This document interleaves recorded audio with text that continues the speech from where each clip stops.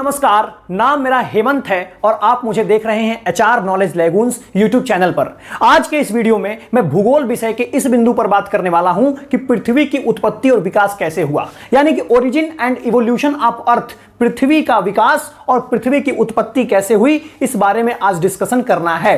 तो समझिए इस बात को जरा ध्यान से। देखिए होता क्या है कि जब हम भूगोल विषय पढ़ते हैं ना, तो भूगोल विषय में तो आप देखते ही हैं कि हम पृथ्वी का अध्ययन करते हैं, सूर्य का अध्ययन करते हैं, सौरमंडल का अध्ययन करते हैं, ब्रह्मांड का अध्ययन करते हैं, एक एक चीज का, आकाशीय पिंडों का, सब चीजों का अध्ययन करते हैं। तो हमारे दिमाग में पहला प्रश्न तो यही आना चाहिए पृथ्वी के अध्ययन करने से पहले कि पृथ्वी की आखिर उत्पत्ति कैसे हुई, पृथ्वी पैदा कैसे हुई होगी, यानी कि धरती अस्तित्व में कैसे आई होगी पृथ्वी।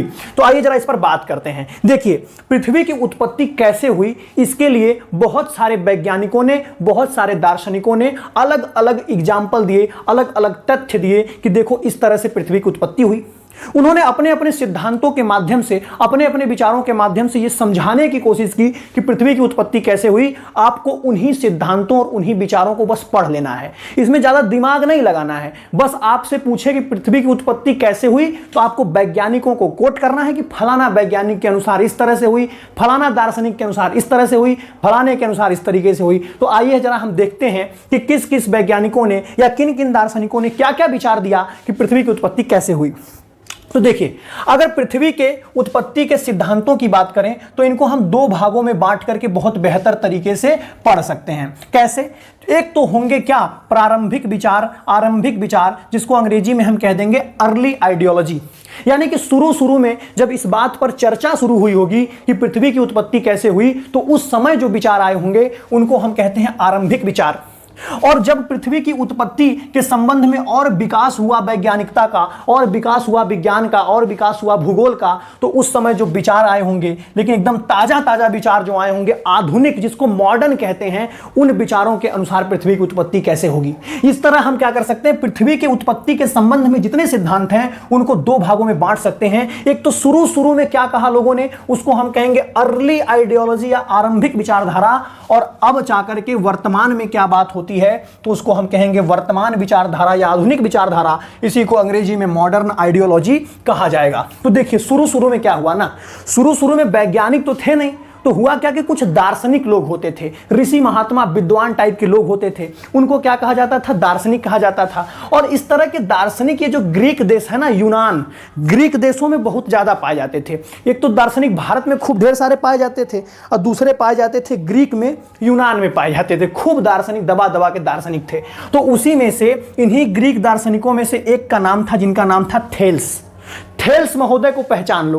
थेल्स महोदय जो थे दार्शनिक थे, मतलब बाबा टाइप के लोग हैं, विद्वान आदमी हैं, बढ़िया बढ़िया आइडियोलॉजी पेश करते हैं, बहुत अच्छी अच्छी बातें लोगों को बताते हैं, उन्हीं को दार्शनिक कहा जाता है। अब देखो जरा ध्यान से कि एक थेल्स नाम के वैज्ञानिक थे, वैज्ञानिक नहीं कहूंगा, ये दार्शनिक थे।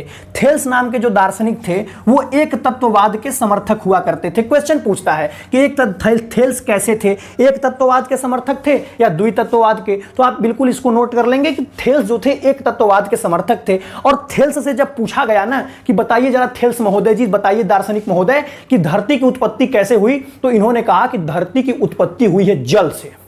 सबका अच्छा, धरती की उत्पत्ति जल से? बोले हाँ। बोले कि संसार की जितनी भी वस्तुएं हैं, सारी की सारी वस्तुएं जल से पैदा हुई हैं और जल में ही विलीन हो जाएंगी। जैसे पृथ्वी की उत्पत्ति कैसे हुई, जल से। पहाड़ों की उत्पत्ति कैसे हुई, जल से। नदियों की उत्पत्ति जल से। जो पूछो सब जल से, एक एक चीज जल से उत्पन्न हुआ, जल से विलीन। तो अब देखो, जैसे बॉलीवुड में गाना गाता है ना, बॉलीवुड वाले गाना गाते हैं क्या कि सैया ने देखा ऐसे मैं पानी पानी हो गई। तो एक्चुअल में वो पानी पानी हो गई नहीं कहना चाहती, वो थेल्स के विचारों का समर्थन कर रही है कि देखो एक दिन सबको पानी पानी हो जाना है। तो ये जो थेल्स थे ना, इन्होंने कहा कि पृथ्वी की उत्पत्ति जल से हुई है। और ये थेल्स कोई ऐसे वैसे दार्शनिक नहीं थे, बहुत बढ़िया लेवल के दार्शनिक थे। इनको ज्यामिति का पिता कहा जाता था पहले, बाद में ज्यामिति का पिता किसको घोषित कर दिया गया, यूक्लिड को घोषित कर दिया गया। लेकिन पहले जो ज्यामिति का पिता कहा जाता था ना, वो थेल्स को कहा जाता था। देखिए ज्यामिति क्या होती है, समझिए इस बात को। ज्यामिति, मिति का मतलब होता है मापन, और ज्यामिति की अंग्रेजी आप देखेंगे तो क्या है, जियोमेट्री। मेट्री। जियो का मतलब होता है पृथ्वी, मेट्री का मतलब होता है मापन, यानी कि धरती को नापने के लिए जिन जिन चीजों का प्रयोग किया जाता था, मापने की जो व्यवस्था की सबसे पहले जन्मदाता कौन थे? ये थेल्स महोदय थे। लेकिन अब इस समय आपसे अगर क्वेश्चन पूछे तो बाद में फादर जी बदल गए हैं, बाप बदल गए हैं, ज्यामिति के नाम उनका यूक्लिड है। तो जियोमेट्री, जियोमेट्री समझा आपने? जियो का मतलब पृथ्वी, मेट्री का मतलब मापन। ये देखो, ये बड़े कॉमन टर्म होते हैं जियोग्राफी में, भूगोल जब पढ़ते हैं आप जियोलॉजी ना, तो उसमें बड़े कॉमन टर्म होते हैं, इनको आपको पता होना चाहिए। जैसे एक शब्द है जियो, जियो का मतलब होता है पृथ्वी, और जियो के साथ अगर मेट्री लग जाए तो इसको हम क्या कहेंगे? जियोमेट्री, और इसका मतलब होगा पृथ्वी का मापन। समझ रहे हो? पृथ्वी का मापन इसका मतलब हो जाएगा। अगर इसी जियो के साथ क्या लग जाए? इसी जियो के साथ लॉजी लग जाए तो आप कहेंगे पृथ्वी का अध्ययन हो जाएगा। ये जियोलॉजी का मतलब पृथ्वी का अध्ययन, क्योंकि लॉजी का मतलब अध्ययन होता है। अगर इसी जियो के साथ क्या लग जाए? इसी जियो के साथ एक बार मेट्री लग गया, एक बार लॉजी लग गया, इसी के साथ अगर ग्राफी लग जाए, इसी के साथ क्या लग जाए? ग्राफी लग जाए, तो हम कहेंगे पृथ्वी का वर्णन, क्योंकि ग्राफी, ग्राफिया सबसे बना, ग्राफिया का मतलब लिखना होता है, तो लिखना हम कब करते हैं? वर्णन करते हैं। तो इसी जियो के साथ ग्राफी लग जाए तो पृथ्वी का वर्णन हो जाता है। और इसी जियो के साथ जब क्या लग जाता है? ऑइड लग जाता है, जियोइड, तो इसको कहते हैं पृथ्वी के आकार के अनुरूप। जैसे किसी से पूछो, कहता है, किसी से पूछो कि पृथ्वी का आकार कैसा होता है, तो कहेगा गोल, कोई कहेगा नारंगी, लेकिन ऐसा कुछ नहीं है। पृथ्वी का एक अलग ही आकार होता है, ना वो गोल होता है ना वो नारंगी होता है। कैसा होता है मैं बाद में दिखा दूंगा, लेकिन पृथ्वी का आकार आपसे जब भी पूछे आप कहेंगे जियोइड शेप। पृथ्वी का अलग यूनिक आकार है भैया, वो ना गोल है ना नारंगी है ना कुछ भी नहीं है, जियोइड शेप कहा जाता है। जियोइड शेप कैसी होती है मैं बाद में बताऊंगा, जब मैं पृथ्वी के आकार वगैरह बताऊंगा। अभी तो पृथ्वी का जन्म बता रहा हूं, पृथ्वी पैदा कैसे हुई पहले बता रहा हूं, फिर दिखाऊंगा पृथ्वी का आकार कैसा है। तो जियोइड मतलब पृथ्वी के आकार के अनुरूप। तो ये 4-6 टर्म आप बिल्कुल बढ़िया से ध्यान रखेंगे, geometry, geography, geology and geoid. ठीक, तो थेल्स के अनुसार पृथ्वी की उत्पत्ति जल से हुई। अब इसी थेल्स का वो चेला था, नाम था उसका अनेक्जिमेनीज। अनेक्जिमेनीज किसका चेला था? थेल्स का। और अनेक्जिमेनीज भी क्या था? दार्शनिक था। और जब अनेक्जिमेनीज से पूछा गया, अरे भैया आप बताइए पृथ्वी की उत्पत्ति कैसे हुई, तो अनेक्जिमेनीज ने कहा कि पृथ्वी की उत्पत्ति तो हुई है वायु से। सब कहे अरे बाप रे बाप, ये कैसे भाई? तो बोला कि देखो, अनेक्जिमेनीज कहा कि हमारे गुरुजी जो थेल्स बता रहे हैं ना कि जल से उत्पत्ति, ये गलत बात है, जल से नहीं है उत्पत्ति, पृथ्वी की उत्पत्ति हुई है वायु से। सब बोले ऐसे कैसे भाई वायु से? बोले कि देखो, गुरु जी से पूछना कि जल से तो पृथ्वी की उत्पत्ति हुई है, लेकिन जल की उत्पत्ति कहां से हुई, तो वो नहीं बता पाएंगे गुरुजी, क्योंकि हम बता रहे हैं क्या कि ये वायु ही है जो ठंडी होकर के जल बन जाती है, और ठंडी होती है तो पृथ्वी बन जाती है, गर्म होती है तो आग बन जाती है। तो इस तरह से हवा ही है जो जल बनती है, जो पृथ्वी बनती है, जो आग बनती है। तो कुल मिलाकर के उत्पत्ति कहां से हुई? हवा से। हवा से कितने तत्वों की उत्पत्ति हुई? बहुत सारे तत्वों की। जल की होती है, अग्नि की होती है, पृथ्वी की होती है। इन सारे तत्वों की उत्पत्ति के बाद ही क्या होता है? पृथ्वी का उत्पत्ति होता है। इसीलिए जो अगर आपसे क्वेश्चन पूछे कि अनेक्जिमेनीज के अनुसार, अनेक्जिमेंडर के अनुसार, ये अनेक्जिमेंडर ही है, इसी का नाम अनेक्जिमेनीज भी है, इसी का अनेक्जिमेंडर भी है। और यही पहला आदमी है जो विश्व का मानचित्र बनाया था। बहुत पहले टेढ़ा मेढ़ा थोड़ा बनाया था, लेकिन बढ़िया बनाया था और एकदम मापन पे आधारित था वो। तो अनेक्जिमेंडर कहें, अनेक्जिमेनीज बात एक ही है।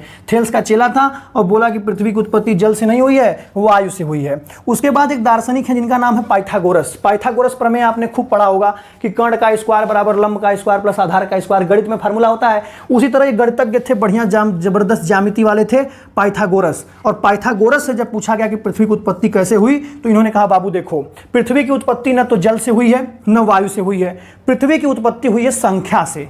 इन्होंने कहा कि संसार में जितनी भी चीजें हैं सारी चीजें संख्या है, कोई मैटर वैटर काम नहीं करता, संख्याओं से ही पदार्थ बना है। तो इनके लिए सब कुछ संख्या था, सपने में भी इनके संख्या दिखती थी। तो पाइथागोरस ने कहा कि संख्या से हुई है। चौथे दार्शनिक है, नाम है हेराक्लीट्स। हेराक्लीट्स से पूछा गया कि पृथ्वी की उत्पत्ति कैसे हुई, तो इन्होंने कहा कि देखो, पृथ्वी की उत्पत्ति न वायु से न जल से और न ही नंबर से न ही संख्या से, पृथ्वी की उत्पत्ति हुई है आग से। बोले ऐसे कैसे? बोले देखो, पृथ्वी पर सारी वस्तुएं गतिशील हैं और सभी वस्तुएं क्या हो जाती हैं, अंत में जाकर ये बुझ जाती हैं, खत्म हो जाती हैं। इसका मतलब एकदम आग वाला कैरेक्टर है, देखो आग लगा दो। तो हेराक्लीज ने कहा कि पृथ्वी की उत्पत्ति आग से हुई है। तो ये सारे जो विचार थे ना, एक दार्शनिक वे में लाए गए थे, सोशल वे में लाए गए थे, बहुत ज्यादा अधिक वैज्ञानिक व्याख्या इनकी हो नहीं पाई। खांसी मुझे आ गई। देखिए, वैज्ञानिक व्याख्या इनकी हो नहीं पाई बहुत बढ़िया से।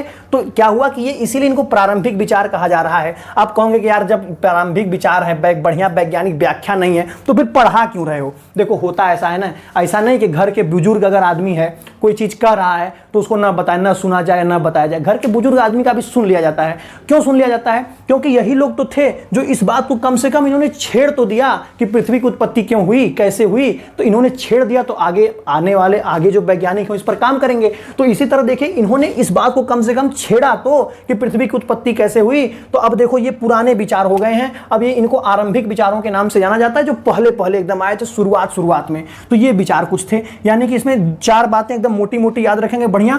थेल्स एक तत्ववाद के समर्थक, पृथ्वी की उत्पत्ति जल से। अनैक्सिमेनीज बहुतत्ववाद के समर्थक, पृथ्वी की उत्पत्ति हवा से। पाइथागोरस संख्या से। हेराक्लीज अग्नि से। इस बात को याद कर लिया आप। अब देखो जरा ध्यान से इस बात को समझो। मैं इसको मिटा देता हूं, इसको आपने नोट कर लिया होगा, और नहीं नोट किया है तो नोट कर लीजिएगा वीडियो को पीछे करके, क्योंकि अब आपके पास सुविधा है, जब चाहेंगे वीडियो पीछे करके इसको देख लेंगे। अब मिटाने मुझे कोई टेंशन वाली बात नहीं है। अब देखो, जो मॉडर्न विचारधारा है, जो आधुनिक विचारधारा है, उस विचारधारा को भी 2 भागों में बांट करके ही पढ़ा जा सकता है। आधुनिक विचारधारा एकदम मॉडर्न वे में जो विचारधारा आई है कि अब बताओ पृथ्वी की उत्पत्ति कैसे हुई, एकदम आधुनिक काल के वैज्ञानिकों से जब पूछा गया तो उन्होंने क्या बताया। तो जो आधुनिक काल के वैज्ञानिक थे ना, वो 2 तरह के विचारों को लेकर के आए कि 2 अप्रोच है। कुछ वैज्ञानिक ने इस तरह से बताया पृथ्वी की उत्पत्ति हुई, कुछ वैज्ञानिकों ने इस तरीके से बताया कि पृथ्वी की उत्पत्ति हुई। तो जरा देखिए कि क्या क्या बताया। तो पहला विचार जो आधुनिक विचारधारा का है, उसको कहते हैं अद्वैतवादी संकल्पना, और दूसरे को कहते हैं द्वैतवादी संकल्पना। ठीक, दोनों आधुनिक के ही पार्ट हैं। आधुनिक में एक है अद्वैतवादी संकल्पना, एक है द्वैतवादी संकल्पना। अद्वैतवादी संकल्पना का मतलब क्या होता है, समझो। अ शब्द किसी भी चीज के आगे लग जाए तो समझना ना। आ का मतलब ना। द्वैतवादी का मतलब 2, ठीक ना। तो ना 2 नहीं, यानी 2 नहीं जो होगा वो क्या होगा, 1 होगा। इन्होंने इसका मतलब क्या, इसी को अंग्रेजी में कहते हैं मोनिस्टिक थ्योरी। यानी ये क्या मानती है, ये अद्वैतवादी संकल्पना क्या मानती है कि पृथ्वी की उत्पत्ति, चाहे सौरमंडल की उत्पत्ति जो हुई है पूरा, वो पूरा का पूरा एक ही तारे से हुई है। यानी सौरमंडल जो आप देखते हैं कि सूर्य है, सूर्य के चारों तरफ बुध, शुक्र, पृथ्वी, मंगल, बृहस्पति, शनि, अरुण, वरुण, ये सब चक्कर लगा रहे हैं। तो जो सूर्य के चारों तरफ जो चक्कर लगा रहे हैं, 8 के 8 ग्रह, बुध, शुक्र, पृथ्वी, मंगल, बृहस्पति, शनि, अरुण और वरुण, ये जो चक्कर लगा रहे हैं ना, ये सारे के सारे जो 8 ग्रह और सूर्य निकले हैं, वो एक ही तारे से निकले हैं। इसी तारे में टूटन हुई, यही तारा जब टूटा, या आगे बताएंगे कैसे हुआ, तो एक ही तारे से क्या हुआ, ये सारे के सारे चीजें निकली, उसी में एक पृथ्वी भी निकली और चक्कर लगाने लगी। अभी मैं विस्तार से समझाऊंगा, अभी बस इतना समझ लीजिए।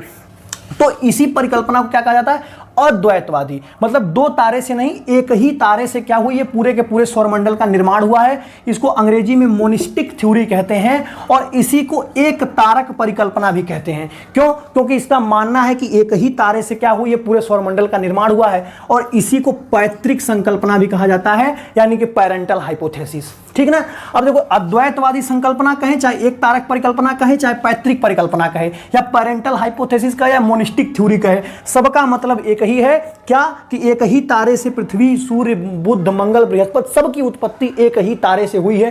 कैसे हुई है ये आगे बताऊंगा। दूसरी संकल्पना है द्वैतवादी संकल्पना। ठीक, पहली अद्वैतवादी मैंने समझा दिया पूरा, दूसरी द्वैतवादी संकल्पना है। द्वैतवादी संकल्पना का मतलब डुअलिस्टिक थ्योरी, इसको अंग्रेजी में कहते हैं डुअलिस्टिक थ्योरी। द्वैतवादी संकल्पना क्या मानती है, ये इसी को द्वितारक परिकल्पना कहते हैं। क्यों कहते हैं समझिए जरा। ये जो द्वैतवादी संकल्पना है ना, ये कहती है कि जो पूरे सौरमंडल का निर्माण हुआ है ना, जिसमें बुध, शुक्र, पृथ्वी, मंगल, बृहस्पति, शनि, अरुण, वरुण सब यम हैं, वो क्या हुआ है, 2-2, एक तारे से नहीं हुआ है, 2 तारे से हुआ है। 2 तारे से मतलब जैसे मेल फीमेल मिलते हैं तभी बच्चा पैदा होता है ना, उसी तरह ये कहती है कि 2 तारे जब आएंगे तभी क्या होगा, पृथ्वी की उत्पत्ति होगी, तभी बुध की उत्पत्ति होगी, तभी मंगल, बृहस्पति, शनि, अरुण, वरुण हम सबकी उत्पत्ति होगी। यानी एक थ्योरी, आधुनिक विचारधारा में एक थ्योरी तो ये मानती है कि सारे के सारे जो पूरा सौरमंडल है उसका निर्माण एक तारे से हुआ है, और दूसरी ये मानती है कि 2 तारे से हुआ है। इसीलिए एक संकल्पना को कहा जाता है द्वैतवादी संकल्पना, दूसरे को और इसी को कहा जाता है द्वितारक परिकल्पना। इसी को कहते हैं बाई पेरेंटल हाइपोथेसिस। बाई का मतलब होता है 2, पेरेंटल का मतलब होता है पिता, यानी कि 2 तरह के पिता हैं, 2 तरह के जनक हैं, उनसे क्या हुई है, उत्पत्ति हुई है। ये समझ गए आप, अद्वैतवादी संकल्पना और द्वैतवादी संकल्पना का मतलब। अब इसमें अलग अलग हाइपोथेसिस आएंगी, वो मैं आगे समझाऊंगा। जैसे अद्वैतवादी संकल्पना में मैं बताऊं आपको, अद्वैतवादी संकल्पना के जो मुख्य 3 विचारक हैं, पहले का नाम क्या है, पहले का नाम है काम्पटे द बफन, ये वैज्ञानिकों का नाम मैं लिख रहा हूं। काम्पटे द बफन की परिकल्पना है, काम्पटे द बफन की धूमकेतु परिकल्पना इसमें मैं समझाऊंगा, इस अद्वैतवादी संकल्पना में काम्पटे द बफन की धूमकेतु परिकल्पना समझाऊंगा। उसके बाद मैं आपको कांट की वायव्य राशि परिकल्पना समझाऊंगा, कांट की वायव्य राशि परिकल्पना, इसी को गैसियस मास थ्योरी कहते हैं, जो कांट नाम के वैज्ञानिक ने दिया था। और इसी अद्वैतवादी विचारधारा में मैं आपको समझाऊंगा लाप्लास की नेबुलर हाइपोथेसिस, जिसको नेबुलर हाइपोथेसिस के नाम से जाना जाता है, और इसी को क्या कहा जाता है, निहारिका परिकल्पना भी कहा जाता है। तो लाप्लास की निहारिका परिकल्पना। तो अद्वैतवादी संकल्पना में मैं आपको 3 संकल्पनाएं समझाऊंगा, 3 सिद्धांत समझाऊंगा, जो क्या समझाएगा, बहुत साइंटिफिकली आपको समझाने की कोशिश करेगा कि पृथ्वी की उत्पत्ति कैसे हुई है।